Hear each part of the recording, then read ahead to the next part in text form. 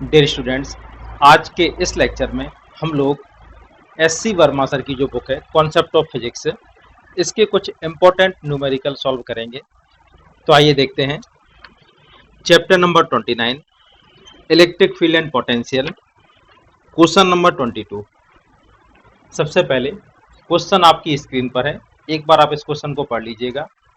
मैं इसको शॉर्ट में एक्सप्लेन करता हूँ। दो थ्रेड से दो आइडेंटिकल बॉल बंधी हुई हैं जिनके मास 100 ग्राम और चार्ज गिवन है। दोनों थ्रेड की जो लेंथ है वो 50 सेंटीमीटर है। इन दोनों बॉल को 5 सेंटीमीटर के सेपरेशन पर रखकर रिलीज करते हैं। तो सबसे फर्स्ट पोर्शन ये है कि इसमें लगने वाला फोर्स क्या होगा। ठीक है, तो आप ये देखिए इन बॉल पर कौन कौन से फोर्स एक्ट होंगे। तो सबसे पहले हम ये देखते हैं कि किसी भी बॉडी में अगर चार्ज है तो उसका मास जरूर होगा और मास गिवन भी है। अगर मास है तो इसका वेट लगेगा। किसी भी बॉडी का वेट ऑलवेज परपेंडिकुलर डाउनवर्ड होता है, तो इसमें वेट कहाँ लगेगा? नीचे की ओर। रस्सी है, रस्सी में टेंशन आएगा, रस्सी तन जाएगी तो उसमें टेंशन आएगा और टेंशन की direction always away from body. ठीक है ना, टेंशन हमेशा बॉडी से दूर होगा। तो ये टेंशन हो गया और इन दोनों के बीच में कूलम रिपल्सन फोर्स लगेगा F। ठीक है, F की वैल्यू क्या होगी? के Q1 Q2 over R square. यहाँ पर R की वैल्यू होगी 5 सेंटीमीटर, K की वैल्यू होती है 1 over 4 pi epsilon naught. Value रखने पर 9 into 10 to the power 9 into Q की वैल्यू पुट करते हैं 2 इंटू 10 टू दी पावर -7, ये गिवन है, इसका स्क्वायर हो जाएगा। R की वैल्यू क्या होगी? 5 सेंटीमीटर, इसको मीटर में कन्वर्ट कर दिया और सॉल्व करने पर आंसर आएगा 0.144 न्यूटन। अब इसका बी पार्ट देखते हैं। The components of resultant force on it along and perpendicular to string. ठीक है, तो आप ये देखिए दोनों चार्ज पार्टिकल हैं, दोनों में एक रिपल्सन फोर्स लगेगा, एक टेंशन फोर्स आया था और एक इसका वेट होगा mg नीचे की ओर। ठीक है ना, इस स्ट्रिंग को आगे बढ़ाते हैं। अगर ये वाला एंगल थीटा है तो ये वाला एंगल भी कितना होगा? थीटा। ठीक है, इस वाले ट्राइंगल को देखकर हम साइन थीटा और कॉस थीटा की वैल्यू फाइंड कर सकते हैं। साइन थीटा की वैल्यू क्या होगी? परपेंडिकुलर ओवर हाइपोटेनियस, टोटल है 5, उसका हाफ होगा 2.5। स्ट्रिंग की लेंथ है 50 सेंटीमीटर, डिवाइड करने पर आएगा 0.05। बिल्कुल ऐसे ही कॉस थीटा की वैल्यू भी फाइंड करते हैं। Cos theta equal to base over hypotenuse. Pythagoras theorem से सॉल्व करने पर बेस की वैल्यू आती है 49.92 और परपेंडिकुलर यहाँ पर 50 है, तो कॉस थीटा की वैल्यू आएगी 0.98। ठीक है, अब आप ये देखिए F के दो कंपोनेंट करते हैं। ठीक है, ये हो गया F और हमें इस स्ट्रिंग के अलोंग कंपोनेंट करने हैं। तो आप ये देखिए ये वाला एंगल अगर थीटा है तो ये बचा हुआ एंगल होगा 90 माइनस थीटा। ठीक है, और इस डायरेक्शन में F का कंपोनेंट होगा F cos 90 माइनस थीटा और cos 90 माइनस थीटा होता है साइन थीटा। ठीक है, तो ये वाला कंपोनेंट कहलाएगा F साइन थीटा और इसके परपेंडिकुलर ये कंपोनेंट होगा F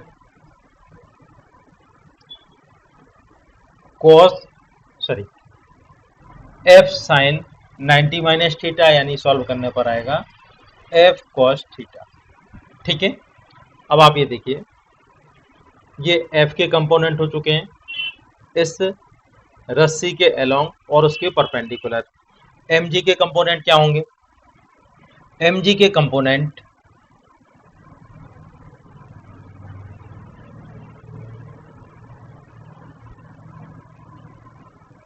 इसके अलोंग, थीटा के अलोंग, mg का इस थीटा के अलोंग कंपोनेंट होगा mg कॉस थीटा और इसके परपेंडिकुलर,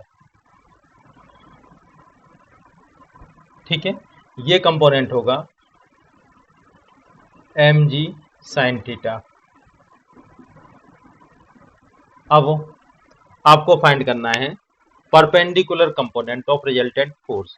तो अब आप ये देखिए, ये हो गया स्ट्रिंग के अलोंग कंपोनेंट और ये हो गए इसके परपेंडिकुलर कंपोनेंट, ठीक है ना। तो परपेंडिकुलर कंपोनेंट कैसे फाइंड करेंगे, जो बड़ा फोर्स हो उससे छोटा वाला फोर्स को माइनस कर देंगे। तो इसमें एफ कॉस थीटा की वैल्यू जाना होगी, F cos theta minus opposite direction में है तो माइनस करना पड़ेगा M G sine theta. F की वैल्यू हमें मालूम है, कॉस थीटा हम फाइंड कर चुके हैं। एम की वैल्यू है 100 ग्राम, इसको किलोग्राम में कन्वर्ट कर लिया, इंटू जी की वैल्यू 10 और साइन थीटा की वैल्यू 0.05, सॉल्व करने पर आएगा 0.95, ठीक है। Second perpendicular sorry parallel component क्या होगा, अब आप ये देखिए, इस रस्सी के अलोंग ये दोनों कंपोनेंट बैलेंस होंगे। बैलेंस क्यों होंगे, अगर ये बैलेंस नहीं होते, अगर नीचे वाला फोर्स बड़ा होता तो रस्सी की लेंथ अपने आप ये बढ़ती जाती, जबकि रस्सी फ्लेक्सिबल नहीं है, ठीक है। और अगर टी कंपोनेंट बड़ा होता तो ये रस्सी अपने आप ऊपर चली जाती, ऐसा भी नहीं हो रहा है, ठीक है। तो ये दोनों कंपोनेंट एक दूसरे को बैलेंस कर देंगे, तो पैरेलल कंपोनेंट कितना आएगा, रिजल्टेंट कितना आएगा इसका 0। इसके बाद सी पोर्शन देखते हैं, the tension in the string, ठीक है। आपको स्ट्रिंग में लगने वाला टेंशन फाइंड करना है। तो आप ये देखिए, किसी भी स्ट्रिंग में जो टेंशन होता है वो कैसा होता है, हमेशा अवे फ्रॉम बॉडी। आप यहाँ से भी फाइंड कर सकते हैं टेंशन, यहाँ से भी फाइंड कर सकते हैं। अब आप इसमें टेंशन देखिए, टेंशन को कौन बैलेंस करेगा, इसके नीचे वाला force F sine theta plus M G cos theta. तो टेंशन की value F sine theta plus M G cos theta होगी। इनकी वैल्यू पुट करने पर आंसर आएगा 0.986। इसके बाद पोर्शन डी में फाइंड करना है acceleration in any one ball. तो आइए देखते हैं, इसमें एलोंग वाला जो फोर्स था वो एक दूसरे को कैंसिल कर रहा था। अब परपेंडिकुलर डायरेक्शन में रिजल्टेंट फोर्स क्या आया था, F equal to M A. इसका फोर्स हम फाइंड कर चुके हैं 0.095 इक्वल टू मास, मास 100 ग्राम है, 100 ओवर 1000 जिससे किलोग्राम हो गया, और ए की वैल्यू हम यहाँ से फाइंड कर लेंगे। इसी टाइप का एक और क्वेश्चन है, क्वेश्चन नंबर 25। सबसे पहले आप स्क्रीन पर क्वेश्चन देखिए, two identical pith balls each carrying a charge q are suspended from a common point by two string of equal length L. Find the mass of each ball if the angle between string is 2 theta in equilibrium। ठीक है, दो identical ball हैं, दोनों के charge q हैं, दोनों के मास आपको फाइंड करना है। एक ही कॉमन पॉइंट से इसको लटकाते हैं, दोनों की लेंथ भी इक्वल है L, ठीक है। अब आप देखिए इस पर कौन कौन से फोर्स एक्ट होंगे। सबसे पहले अगर इसका मास m है तो इसका वेट लगेगा परपेंडिकुलर डाउनवर्ड। दूसरी वाली बॉल पर भी ऐसा ही होगा। रस्सी में टेंशन आएगा T, direction away from body, दोनों के बीच का टोटल एंगल दिया है 2 थीटा। तो इसके मिडिल पॉइंट से एंगल हो जाएगा थीटा, ठीक है। रस्सी को आगे बढ़ाते हैं, ये एंगल भी होगा थीटा। दोनों के बीच में एक रिपल्सन फोर्स लगेगा F। देखिए अब इस पर लगने वाले टोटल फोर्स देखते हैं। इसका वेट परपेंडिकुलर डाउनवर्ड होगा, ठीक है। एक दोनों के बीच में रिपल्सन फोर्स एक्ट होगा और टेंशन अवे फ्रॉम बॉडी, ठीक है। अब आप इस टेंशन के दो कंपोनेंट कर सकते हैं। ये वाला एंगल अगर थीटा है तो ये वाला अल्टरनेट एंगल भी थीटा होगा।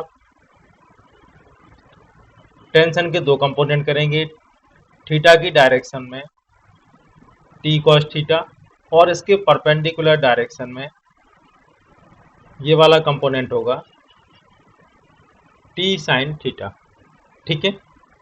अब आप देखिए मास हमें फाइंड करना है, तो अगर ये बॉल इक्विलिब्रियम में है, ठीक है, तो कौन सा कंपोनेंट किसको बैलेंस करेगा? टी कॉस थीटा की वैल्यू इक्वल होगी एम जी के, तो M G equal to T cos theta. ठीक है, एफ साइन थीटा किसके इक्वल होगा? टी साइन थीटा के। दोनों को डिवाइड कर दिया, एम जी ओवर एफ, ये हो जाएगा कॉट थीटा। ठीक है, इससे एम जी की वैल्यू आ जाएगी एफ कॉट थीटा। ठीक है, M G equal to F की वैल्यू क्या होगी? इन दोनों के बीच में लगने वाला repulsion force K Q one Q two over R square, where K equal to 1/4 pi epsilon naught. ठीक है, अब हम इसकी वैल्यू पुट करते हैं।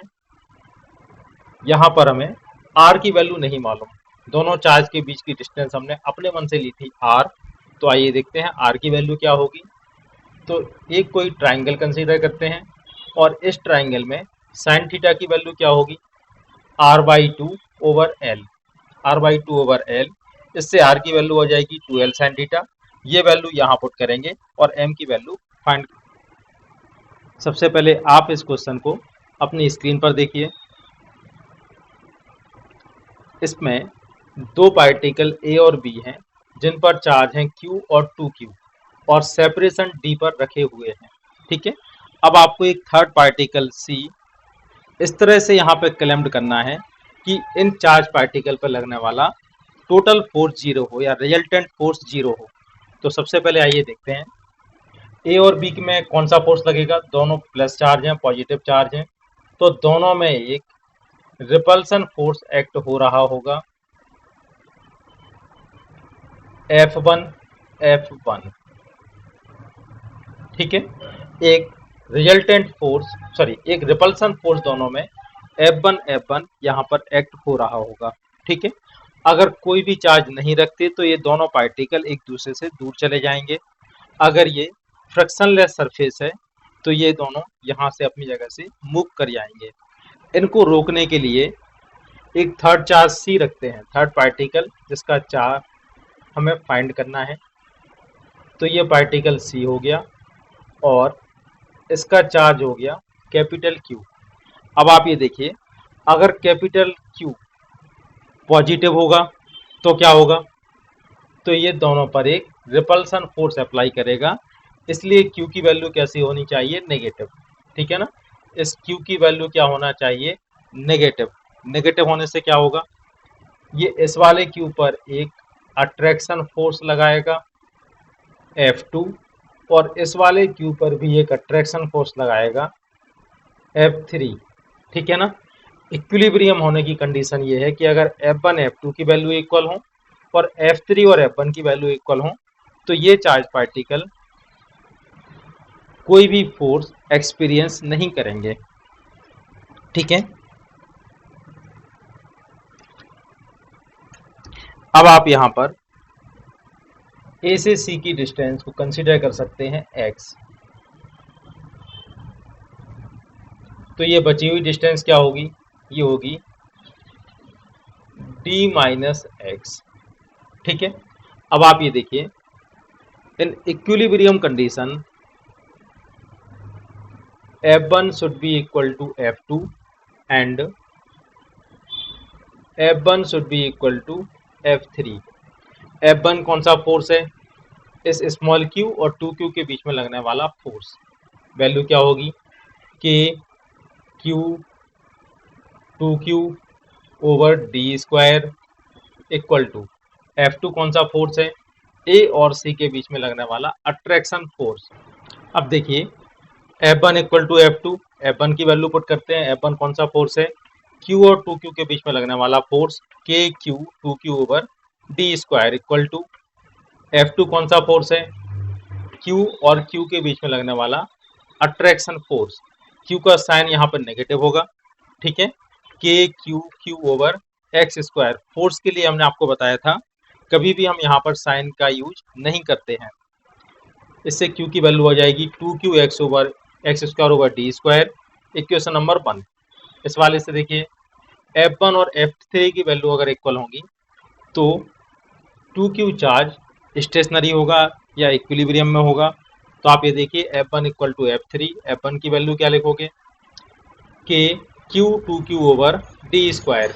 ठीक है, इक्वल टू F3 की वैल्यू क्या होगी? इन दोनों के बीच में लगने वाला अट्रैक्शन फोर्स के Q2Q over d minus x का होल स्क्वायर।